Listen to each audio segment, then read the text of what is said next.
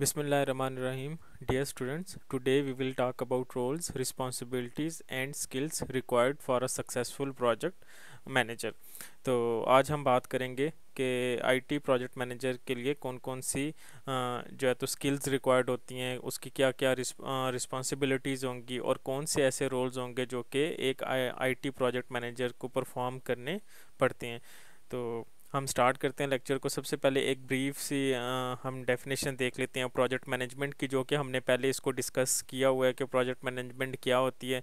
Project management is the process of planning, organising, motivating and controlling resources and procedures to develop a software या web project. तो project management में basically क्या होता है कि project manager ने काम क्या करना है कि हमने चीज़ों को प्लान करना है कि हमने प्रोजेक्ट को किस तरीके से लेके जाना है, फिर ऑर्गेनाइज करना है, रिसोर्सेज को देखना है, फिर जो है तो मोटिवेट करना है, और उसके साथ साथ जितनी हमारे पास फंड्स होंगे, हार्डवेयर रिसोर्सेज हैं, सॉफ्टवेयर रिसोर्सेज हैं, उनको कंट्रोल करना है, और इसके साथ साथ स्ट्रेटजीज़ को डिफाइन करना है towards the completion of project. तो प्रोजेक्ट मैनेजमेंट में बेसिकली हमारे पास डिफाइंड प्रोसेसेस आ जाते हैं कि हम किन किन प्रोसेसेस के थ्रू हम सक्सेसफुली अपने प्रोजेक्ट को कंप्लीट कर सकते हैं।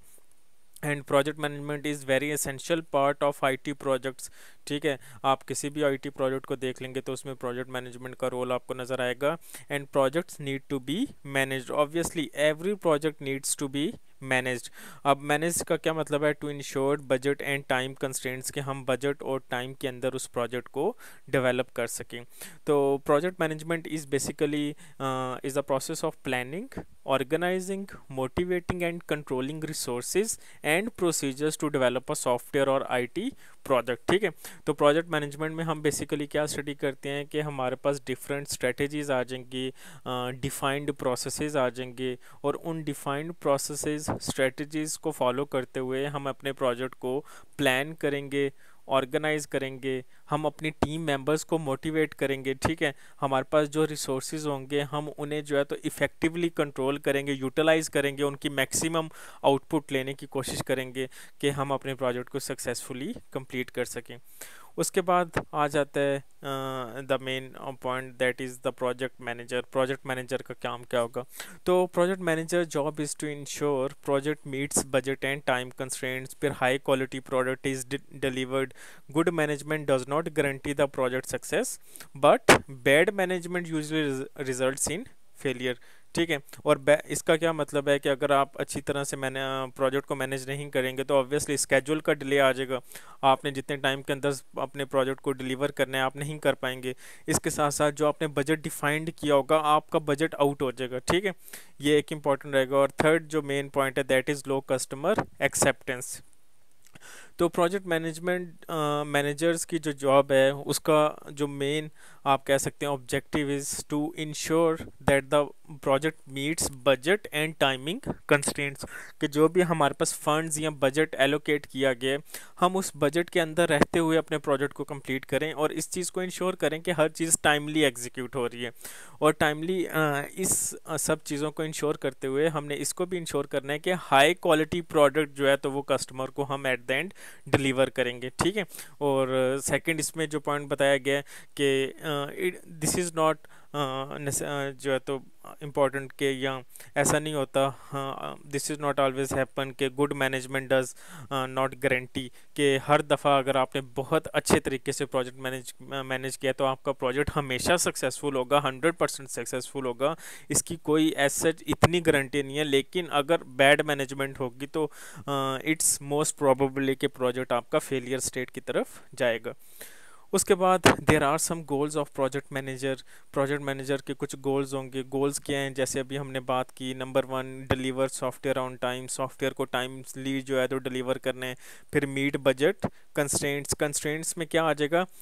आपके पास टाइमिंग का कंस्ट्रेंट्स है कि कितने टाइम के अंदर आपने इस सॉफ्टवेयर को डेवलप करना है। फिर आपके पास बजट का कंस्ट्रेंट्स आ जाएगा। ठीक है, कि कितना आपके पास फंड्स कितने अवेलेबल हैं। फिर आपके पास ह्यूमन रिसोर्स का कंस्ट्रेंट आ सकता है, कितने आपके पास डेवलपर्स रिक्वायर्ड हैं, कितने आपके पास जो है तो मैन पावर है। फिर तो दीज आर डिफरेंट कंस्ट्रेंट्स। ठीक है, आपके पास हार्डवेयर सॉफ्टवेयर, ठीक है, जिन जो आपको थोड़ा सा लिमिट कर देते हैं। तो इसको यहाँ पे सिर्फ बजट की बात की जाती है, ये की जा रही है कि बजट के कंस्ट्रेंट्स को फॉलो करने हैं, और इसके अलावा आपके पास टाइम और HR, human resource management, people management के कंस्ट्रेंट्स हो सकते हैं। फिर फुलफिल कस्टमर एक्सपेक्टेशन, कस्टमर की जो एक्सपेक्टेशन है, कस्टमर जो चीज़ जिस तरह का आपसे प्रोजेक्ट आउटपुट एक्सपेक्ट कर रहा है, आपने उसको मीट करना है, ठीक है। And maintain a happy and well functioning team, and this is one of the most important part and goal of project management, कि उसके अंडर जो टीम काम कर रही है वो एक हैप्पी इन्वायरमेंट में काम करे। अगर दो बंदों के दरमियान कोई कॉन्फ्लिक्ट आता है तो उसको जल्दी से रिजॉल्व किया जाए। अगर जल्दी से रिजॉल्व नहीं किया जाएगा तो अल्टीमेटली क्या होगा, प्रोजेक्ट आपका डिस्टर्ब होगा। And same will happen in your class projects के, जब आप क्लास में ग्रुप्स में काम करेंगे तो आपने क्या करना है, एक प्रोजेक्ट मैनेजर को डिसाइड करना है, और उस प्रोजेक्ट मैनेजर का काम होगा कि वो इन सारी चीज़ों को इंश्योर करें कि अगर 3 लोग एक ग्रुप में हैं तो वो तीनों जो है तो हैप्पीली जो है तो अपने टास्क को एग्जीक्यूट करें, एक दूसरे के साथ कम्युनिकेट करें, उनके दरमियान कोई ऐसी बात नहीं होनी चाहिए जिसकी वजह से अल्टीमेटली एंड पे आपका प्रोजेक्ट डिस्टर्ब हो। और अगर ऐसा होता है तो जो रिस्पॉन्सिबिलिटी आएगी वो प्रोजेक्ट मैनेजर की आएगी। अब there are some task that will be perform by project manager. फिर उसमें project planning, risk management, people management and reporting, these are the 4 main task जो कि परफॉर्म करते हैं। और इसके साथ साथ हमारे पास जो 5th आ जाता है वो है प्रपोजल राइटिंग, ठीक है। तो ये हमारे पास मेन प्रोजेक्ट मैनेजर टास्क हैं जो कि नॉर्मली हर प्रोजेक्ट मैनेजर परफॉर्म करते हैं। तो हम इसको स्टेप बाय स्टेप देखेंगे कि प्रोजेक्ट प्लानिंग में प्रोजेक्ट मैनेजर्स ने किन स्पेसिफिक पॉइंट्स को फोकस करना है, फिर रिस्क मैनेजमेंट में कहाँ पे फोकस करना है, people management, reporting and proposal writing, ठीक है। आप लोगों को जो मैंने अभी प्रपोजल्स दिया था उसमें जो सबसे पहला टास्क दिया था कि आपने अपने प्रोजेक्ट के प्रपोजल्स लिखने हैं, तो वो आ जाता है प्रपोजल राइटिंग में। अभी हम थोड़ा सा डिस्कस कर लेंगे इसको ब्रीफली। तो सबसे पहला आ गया प्रोजेक्ट प्लानिंग। तो project managers are responsible for cost estimation. जब भी हम चीज़ों को प्लान करते हैं तो इस तरीके से प्लान करते हैं कि हमारी जो कॉस्ट है उसके अकॉर्डिंगली हम चीज़ों को लेके जा सकें, ठीक है ना। ऐसा नहीं हो सकता कि अगर कोई $15 का प्रोजेक्ट है, $20 का प्रोजेक्ट है और आप उसे 2 महीने तक जो है तो उसका टाइम या लेंथ बढ़ा दें, ठीक है ना। तो आपने कॉस्ट को देखना है और उसके साथ आपने चीज़ों को प्लान करना है। फिर प्रोजेक्ट स्केजुलिंग के कब आपने टेस्टिंग करनी है, कब आपने रिक्वायरमेंट इम्प्लीमेंटेशन, फिर रिसोर्स एलोकेशन। रिसोर्स एलोकेशन का मतलब है आपने फंड्स को कैसे यूटिलाइज करने हैं, कि आपके पास कुछ फंड्स हैं, आप ये चाह रहे हैं कि कोई ऑनलाइन टूल ले लिया जाए फॉर टेस्टिंग पर्पसेस, या आप अपने एम्प्लॉय को जो है तो कुछ हार्डवेयर लेके देना चाहते हैं, लैपटॉप रिसोर्सेज लेके देना चाहते हैं। तो प्रोजेक्ट मैनेजर की ये रिस्पॉन्सिबिलिटी है कि वो रिसोर्स को एलोकेट करे और रिसोर्स को इन तरीके से एलोकेट करे कि उसका मैक्सिमम रिजल्ट मिल सके, ठीक है।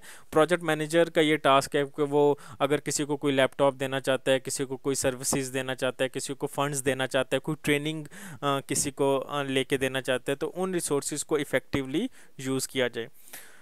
अब second in the most important जो कि टास्क आएगा प्रोजेक्ट मैनेजर का, that is monitoring work is carried out according to standards. और प्रोजेक्ट मैनेजर का ये काम है कि जो भी टास्क परफॉर्म किए जा रहे हैं उनमें स्टैंडर्ड्स को फॉलो किया जा रहा है। जैसे डिफरेंट IEEE एक बॉडी है जो कि स्टैंडर्ड्स डिफाइन करती है, इसी तरह ISO है, इंटरनेशनल स्टैंडर्ड ऑर्गेनाइजेशन, उसने हर एक चीज़ के डिफरेंट स्टैंडर्ड्स को डिफाइन किया। तो प्रोजेक्ट मैनेजर का ये टास्क होगा कि वो इस चीज़ को इंश्योर करेगा कि जो भी जो प्रोजेक्ट की इम्प्लीमेंटेशन है, एग्जीक्यूशन है, वो एज पर स्टैंडर्ड्स हो रही है, ठीक है। And this is the part of monitoring. अब progress is according to budget and schedule, और इस चीज़ को भी वो मॉनिटर करेगा कि देखेगा कि हमारे पास जो बजट है और हमारा जो स्केड्यूल है वो दोनों ठीक चल रहे हैं। अच्छा जी, उसके बाद प्रोजेक्ट प्लानिंग की फर्दर अगर हम बात करें तो एट प्रपोजल स्टेज, मतलब जो सबसे इनिशियल स्टेज होगी, इसमें क्या आ जाएगा, are resources available to complete the project. मतलब कि प्रोजेक्ट मैनेजर का ये टास्क होगा कि वो सबसे पहले इस चीज़ को असेस करे कि हमारे पास ह्यूमन रिसोर्स कितनी है, हमारे पास कौन कौन सी टेक्नोलॉजीज़ अवेलेबल हैं, हार्डवेयर रिसोर्सेज कौन सी हैं, सॉफ्टवेयर रिसोर्सेज कौन सी हैं, और अगर अवेलेबिलिटी ऑफ रिसोर्सेज को वो असेस करेगा, और अगर उसके पास ह्यूमन रिसोर्स भी अवेलेबल है और सारी रिसोर्सेज अवेलेबल हैं तब वो प्रोजेक्ट को एक्सेप्ट करेगा, अदरवाइज वो प्रोजेक्ट को एक्सेप्ट नहीं करेगा। तो प्रोजेक्ट मैनेजर का जो टास्क होता है वो इस चीज़ को देखना है कि जो भी अगर उसके पास कोई प्रोजेक्ट आ रहा है वो पहले ये चेक करे कि आइदर वो उसको सक्सेसफुली कंप्लीट कर सकेगा या नहीं। फिर व्हाट प्राइस टू आस्क, अब this is also very important कि प्रोजेक्ट मैनेजर का टास्क है वो प्रोजेक्ट की प्राइस डिफाइन करेगा कि उसने कस्टमर से कितने चार्ज करने हैं। जैसे ऑनलाइन काम करते हैं ना फ्रीलांसिंग में या फाइवर में, तो आपके पास जब प्रोजेक्ट्स की आते हैं तो आपने बेसिकली बिड करनी है कि आप $5 में करेंगे, $60 में, $10 में या $50 में। तो हर प्रोजेक्ट की प्राइस डिफरेंट होती है। अगर एक प्रोजेक्ट है जिसमें फ़ीचर्स कोई 10 या 15 फ़ीचर्स हैं तो उसकी प्राइस डिफरेंट होगी, और एक ऐसा जो है तो प्रोडक्ट है जिसका आप कह सकते हैं कि उसके अंदर फीचर्स 3 या 4 फीचर्स हैं उसमें, तो उसकी प्राइस डिफरेंट होगी। आप दोनों की सेम प्राइस चार्ज नहीं कर सकते। तो ये कौन इस चीज़ को डिसाइड करेगा? प्रोजेक्ट मैनेजर का टास्क होगा। और प्रोजेक्ट मैनेजर जब प्राइस को डिसाइड करेगा तो उसमें वो देखेगा कि हमारी एफर्ट कितनी लग रही है, फिर सॉफ्टवेयर हार्डवेयर रिसोर्सेज कितनी है, और ट्रैवलिंग, मतलब अगर आपने एक शहर से दूसरे शहर जाना है तो उसकी भी जो कॉस्ट आ रही होगी वो भी उसमें एडअप करेगा।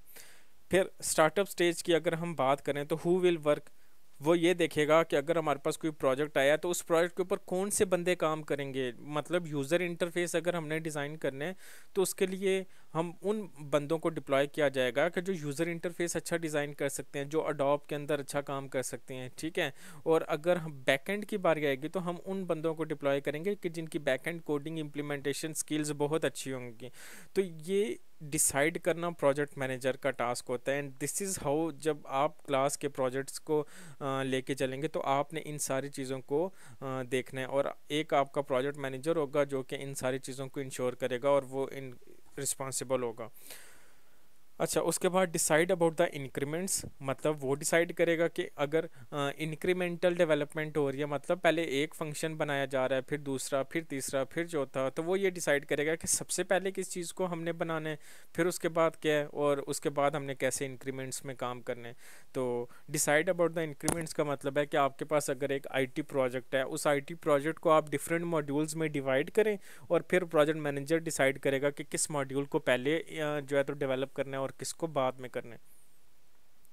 उसके बाद refine estimate as more information is available, और प्रोजेक्ट मैनेजर का क्या टास्क होगा कि वो एस्टिमेट्स को रिफाइन करते रहे। मतलब with the passage of time वो इस चीज़ को देखेगा कि उसने अगर पहले ये अंदाज़ा लगाया था कि $100 के अंदर ये प्रोजेक्ट कंप्लीट हो जाएगा, लेकिन जैसे जैसे इन्फॉर्मेशन आ रही है, मज़ीद आ रही है, तो अब पता चल रहा है कि नहीं नहीं, $100 में तो ये प्रोजेक्ट कंप्लीट होगा ही नहीं, ये ज़्यादा इसमें पैसे लगेंगे। तो वो अपने एस्टिमेट्स को रिफाइन करता रहे, ठीक है। जैसे हमने एक घर बनाना होता है ना, तो पहले तो अंदाज़ा लगाते हैं कि चलें जी फॉर एग्जांपल $200 $1000 में जो है तो घर बन जाएगा।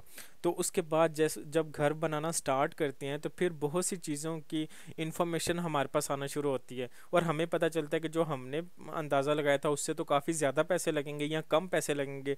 तो with the passage of time हमारे जो एस्टिमेट्स हैं वो रिफाइन होते रहते हैं। तो ये काम प्रोजेक्ट मैनेजर का होगा।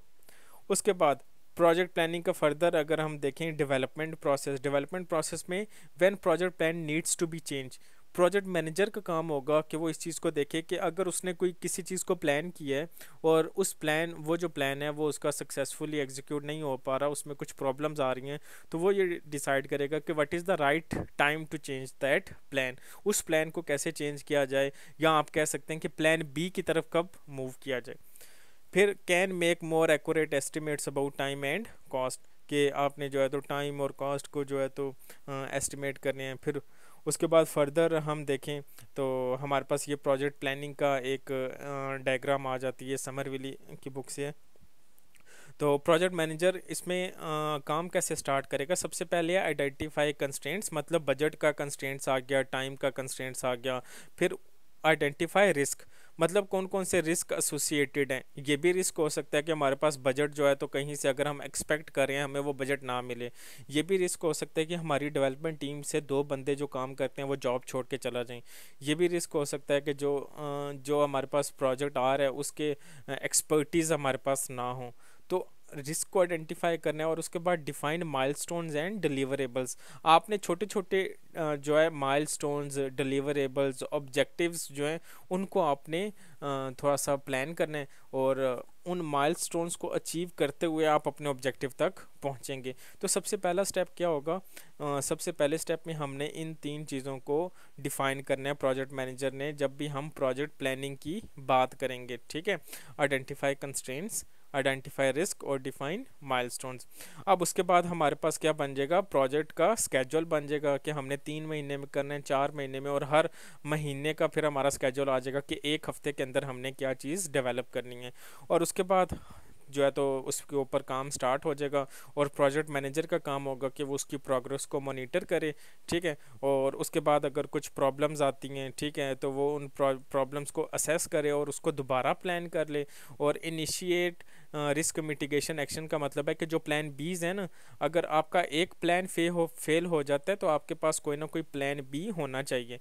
तो प्लान बी आप बनाएं और प्लान बी के साथ आप उसे एग्जीक्यूट करें, और अगर आपके पास कोई प्रॉब्लम्स नहीं आ रही तो अल्टीमेटली आपका प्रोजेक्ट फिनिश हो जाएगा। ये एक बेसिकली एक्टिविटी डायग्राम बनाई हुई है प्रोजेक्ट प्लानिंग की।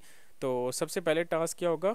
कंस्ट्रेंट्स को डिफाइन किया जाएगा, रिस्क को डिफाइन किया जाएगा, फिर माइलस्टोन्स को, और उससे आपके पास एक प्रोजेक्ट का स्केड्यूल बन जाएगा, ठीक है। और स्केड्यूल बनेगा और जिसको आप प्लान भी कह सकते हैं। फिर आप उस पर काम स्टार्ट करेंगे। प्रोजेक्ट मैनेजर का काम क्या होगा?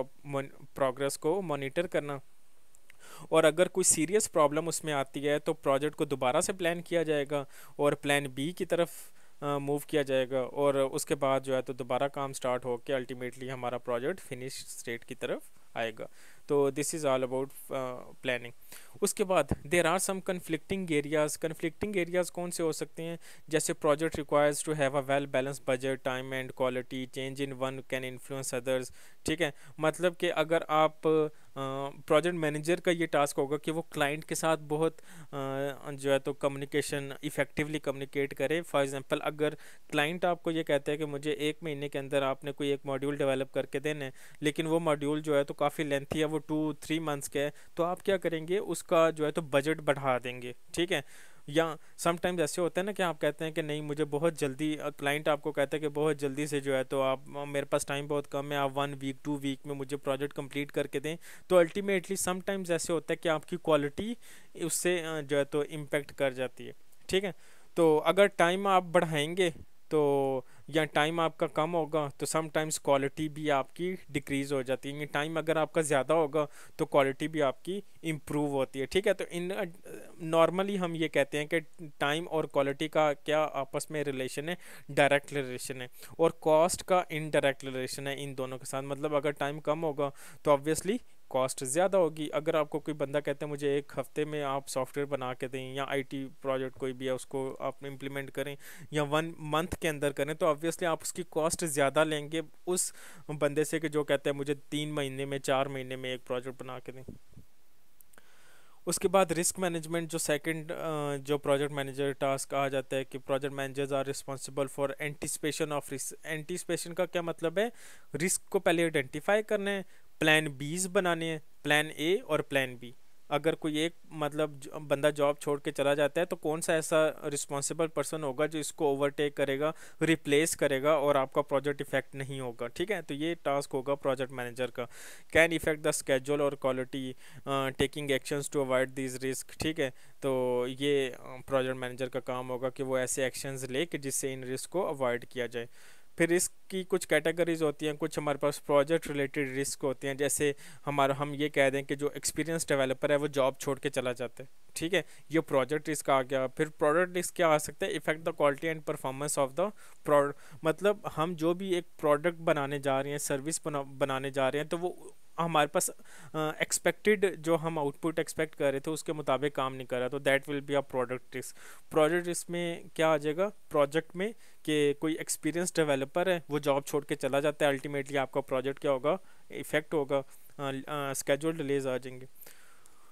अच्छा जी, उसके बाद रिस्क की business risk affect the organisation developing on procuring the product. Business risk में क्या आ जाएगा कि आप अगर कोई एक ऐसा प्रोडक्ट डेवलप कर रही हैं कि आपके डेवलप करने के दौरान ही मार्केट के अंदर उस तरह के मज़ीद प्रोडक्ट्स आ गए हैं, तो अल्टीमेटली आपने जो पैसा लगाया होगा वो आपका ज़ाया हो जाएगा।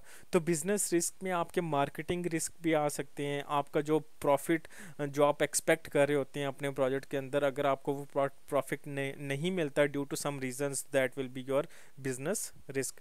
अ कंपेटिटर इंट्रोड्यूस्ड अ न्यू, मतलब आप जिस प्रोडक्ट के ऊपर काम कर रहे थे, आपका जो कंपेटिटर था उसने आप उससे अच्छा जो प्रोडक्ट है वो मार्केट के अंदर लॉन्च कर दिया। अच्छा, अब रिस्क अगर मैनेजमेंट प्रोसेस की बात करें, जो कि प्रोजेक्ट मैनेजर जो होता है वो उसकी रिस्पॉन्सिबिलिटी होती है इस चीज़ को परफॉर्म करना। तो सबसे पहले रिस्क आइडेंटिफिकेशन, ठीक है, रिस्क को आइडेंटिफाई कर लिया और एक लिस्ट बना ली कि ये रिस्क नंबर 1 है। फॉर एग्जांपल एक्सपीरियंस डेवलपर जो है वो जॉब छोड़ के चला जाता है। रिस्क नंबर 2 ये है कि हमारे पास फंड्स नहीं होंगे। रिस्क नंबर 3 ये है कि हमारे पास ऑटोमेटेड टूल्स अवेलेबल नहीं है। तो प्रोजेक्ट मैनेजर ने पहला काम क्या करना है कि लिस्ट डाउन करना है 1 2 3 4 कि कौन कौन से हमारे पास रिस्क आ सकते हैं। फिर उनका एनालिसिस करना है और ये देखना है कि सबसे मोस्ट इम्पॉर्टेंट रिस्क कौन सा है, मतलब प्रायोरिटाइज कर देना कि सबसे फर्स्ट प्रायोरिटी के ऊपर या सबसे जो सिवियर रिस्क होगा वो कौन सा होगा। जैसे हम कहते हैं कि कुछ ऐसे रिस्क हैं, अगर लाइट चली जाए तो कोई बात नहीं, जनरेटर को हम यूज़ कर लेंगे, ठीक है। लेकिन अगर एक्सपीरियंस डेवलपर जॉब छोड़ के चला जाएगा तो अल्टीमेटली सारा प्रोजेक्ट बैठ जाएगा। तो हम प्रायोरिटी एक लिस्ट बनाएंगे और सबसे टॉप पे रखेंगे कि experience developer leaves a job. तो हम सेकंड स्टेप में क्या करेंगे, उसको प्रायोरिटाइज कर देते हैं। जो हमने फर्स्ट स्टेप में लिस्ट बनाई होगी, इनमें से हम फिर ये देखते हैं कि सबसे हाईएस्ट प्रायोरिटी किसकी है। फिर उसके बाद रिस्क को हम प्लान करते हैं, मतलब risk avoidance and contingency plans. मतलब यहाँ पे हम क्या करेंगे, अपने प्लान बी बनाएंगे, मतलब हर एक रिस्क का प्लान बी बनाएंगे कि अगर ये वाला रिस्क आ गया तो हमने इसको हैंडल कैसे करना है। और उसके बाद हम उसको एग्जीक्यूट करेंगे, जो कि रिस्क मॉनिटरिंग में आ जाएगा और असेसमेंट में आ जाएगा। तो this is the risk handling या रिस्क मैनेजमेंट प्रोसेस जो कि प्रोजेक्ट मैनेजर डील करते हैं। उसके बाद पीपल मैनेजमेंट मैनेजर्स में आ जाएगा कि project manager is responsible for choosing people, establishing ways of working, के किन लोगों को किन प्रोजेक्ट्स के ऊपर लगाना है, ये प्रोजेक्ट मैनेजर का काम होगा और वो कैसे काम करेंगे, ठीक है। मल्टी डिसिप्लिनरी टीम बनानी है और पैरेलली उन्होंने आपस में काम करना है। फिर बजट के क्या कंस्ट्रेंट्स हैं, कितने टाइम के लिए वर्किंग आवर्स क्या होंगे, ये सारा जो है तो ये प्रोजेक्ट मैनेजर की रिस्पॉन्सिबिलिटी होती है कि वो इन सारी चीज़ों को देखें। अब पीपल मैनेजमेंट का क्या मतलब है कि प्रोजेक्ट मैनेजर का ये टास्क होता है कि वो इस चीज़ को इंश्योर करे कि उसके अंडर जो लोग काम कर रहे हैं उनके अंदर कोई कॉन्फ्लिक्ट नहीं होना चाहिए, ठीक है, कि सारे जो मेंबर्स हैं वो हैप्पीली एक दूसरे के साथ काम कर रहे हैं। Must be solved early to meet time constraints. और अगर कोई कॉन्फ्लिक्ट आ रहा है टीम मेंबर्स के अंदर तो उसको जल्दी से रिजॉल्व किया जाना चाहिए, अदरवाइज आपका प्रोजेक्ट डिस्टर्ब हो जाएगा। Due to short development time even suboptimal solution is acceptable. तो यही है कि समटाइम्स आपके पास इतना टाइम नहीं अवेलेबल होता कि आप बहुत ज़्यादा कुछ चीज़ों को जो है तो सोचें, तो फिर आपने प्रोजेक्ट को हैंडल करना है अगर कोई भी रिस्क आता है। उसके बाद जो हमारे पास फोर्थ टास्क आता है प्रोजेक्ट मैनेजर का, दैट इज़ रिपोर्टिंग। तो project manager are responsible for reporting progress of the project to the managers of the company.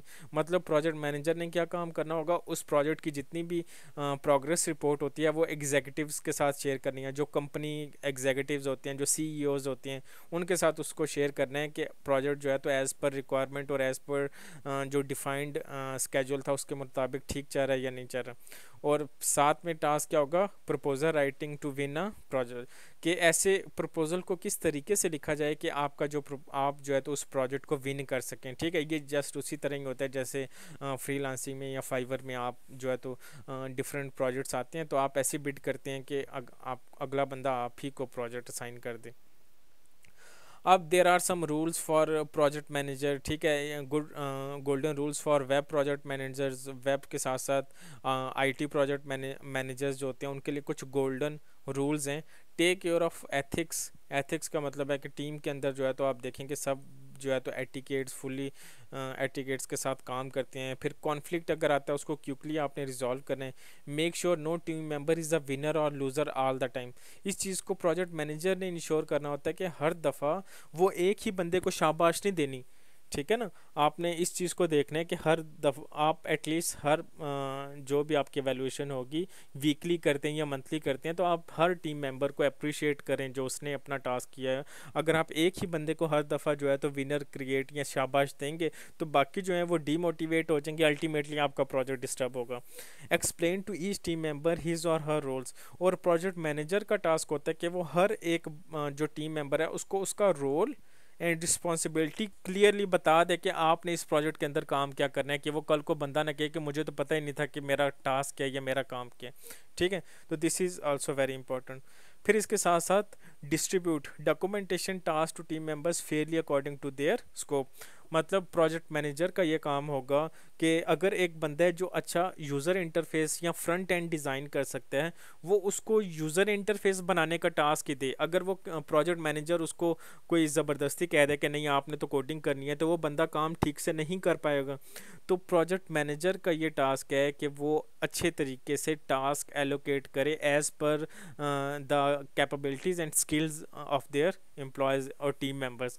तो उनके स्कोप के अंदर रहते हुए काम करना चाहिए। एक बंदा है जिसने C++ के अंदर तो डेवलपमेंट किया लेकिन जावा के अंदर डेवलपमेंट नहीं की, और प्रोजेक्ट मैनेजर कहता है कि नहीं आपने जावा में काम करना है, तो अल्टीमेटली वो बंदा काम ठीक से नहीं करेगा और आपका प्रोजेक्ट डिस्टर्ब होगा।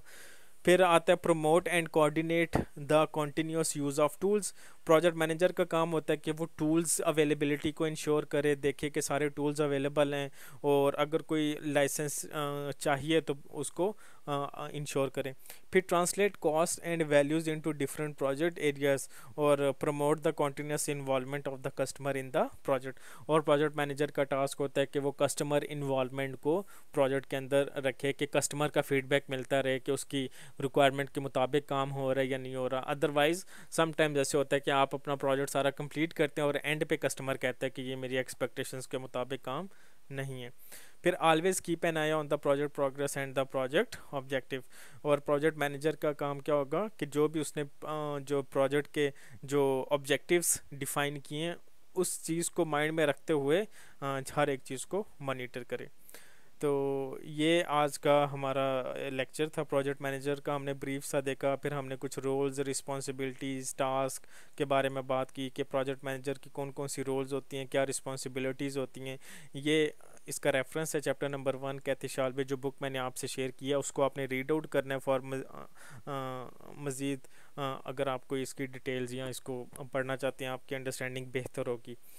तो आज का जो लेक्चर था ये प्रोजेक्ट मैनेजर्स के रोल्स रिस्पॉन्सिबिलिटी स्किल्स के ऊपर था कि आईटी प्रोजेक्ट्स को मैनेज करने के लिए obviously we will need a project manager. और वो जो प्रोजेक्ट मैनेजर है कल को जब आप अगर उस जॉब में जाएंगे तो आपको पता होना चाहिए कि आपने हर एक चीज़ को किस तरीके से हैंडल करना है और कैसे अपनी टीम को मैनेज करना है। तो अगर आपका कोई इसमें क्वेश्चन होगा तो आप लोगों ने पूछ लेना। फर्दर फिर हम इसको नेक्स्ट लेक्चर में आगे नेक्स्ट टॉपिक को कंटिन्यू करेंगे। Thank you so much.